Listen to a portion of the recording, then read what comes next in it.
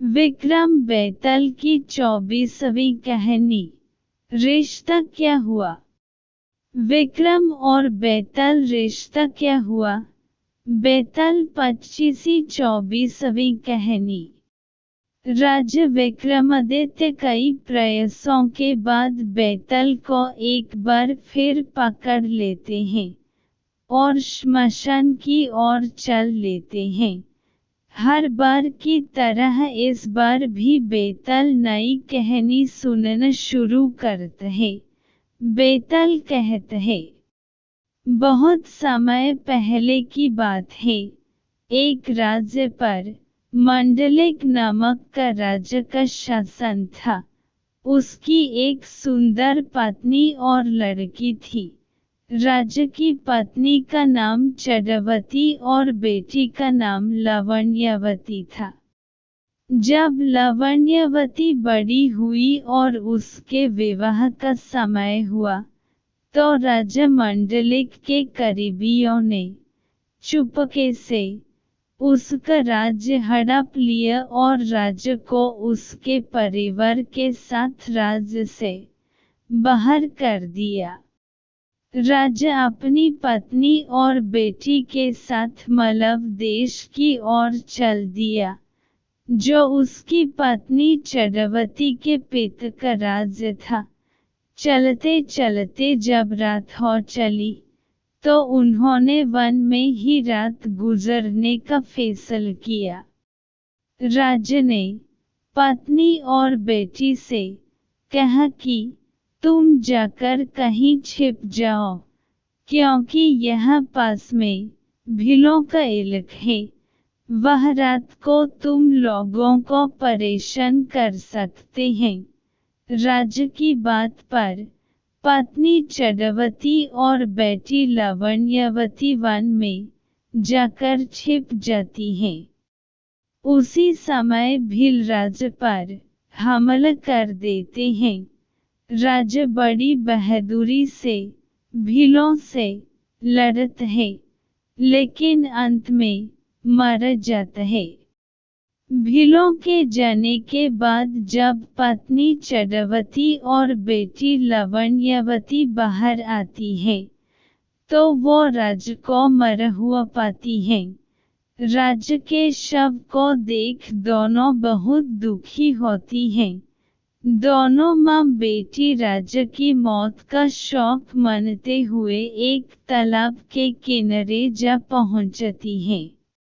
तभी चंद्र सिंह नाम का एक साहूकार अपने बेटे के साथ वहां से गुजरता है।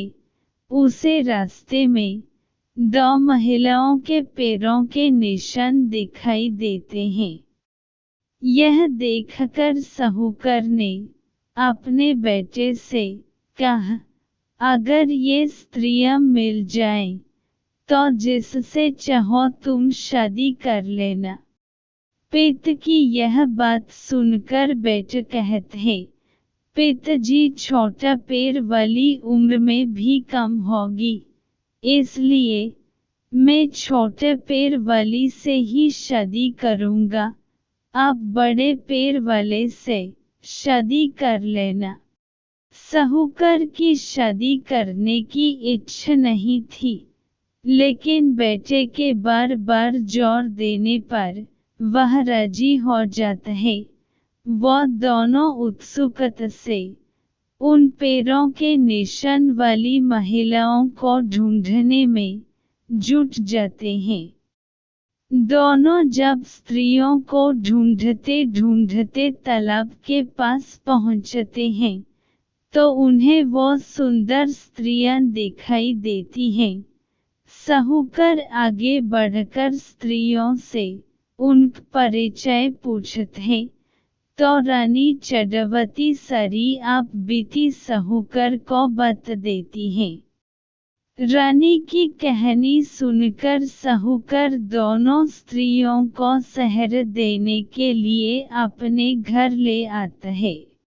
संयोग से रानी चंद्रावती के पैर छोटे और बेटी लावण्यवती के पैर बड़े थे, इसलिए साहूकर का बेटा रानी चंद्रावती से और साहूकर बेटी लावण्यवती से शादी कर लेते हैं। उन दोनों की आगे चलकर कई संतान पैदा होती हैं। बेताल पूछते हैं, बत विक्रम, अब इन दोनों की संतानों का आपस में रिश्ता क्या होगा? इस सवाल से विक्रम भी सोच में पड़ जाता है। लाख सोचने के बाद भी उसे सही जवाब नहीं सूझता, इसलिए वह चुपचाप आगे बढ़ता रहता है। ये देखकर बेताल कहता है, राजन, अगर तुम्हें इसका जवाब नहीं पता तो परेशान होने की जरूरत नहीं है। मैं तुम्हारे पराक्रम और धीरज से बहुत खुश हूँ।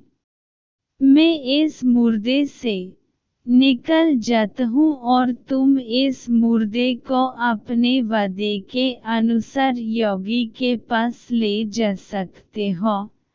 लेकिन याद रहे, जब योगी तुम्हें सिर झुककर इस मुर्दे को प्रणाम करने को कहे तो तुम उनसे कहना कि पहले आप करके दिखाएं कि कैसे करना है। जब योगी सिर झुकाए तो तभी अपनी तलवार से उसका सिर काट लेना। उसका सिर काटकर तुम पूरी पृथ्वी के चक्रवर्ती सम्राट बन जाओगे। वहीं अगर तुमने उसका सिर नहीं काटा तो योगी तुम्हारी बलि दे देगा और सिद्धि प्राप्त कर लेगा। इतना कहते ही बेताल ने मुर्दे का शरीर छोड़ दिया और राजा विक्रम मुर्दे का शरीर लेकर योगी के पास पहुंच जाते हैं। इसी प्रकार रिश्ता क्या हुआ विक्रम और बेताल की एक अद्भुत कथा समाप्त होती है। कहानी से सीख, बिना तथ्य को जाने किसी भी फैसले को नहीं लेना चाहिए। इससे आगे चलकर परेशानी हो सकती है।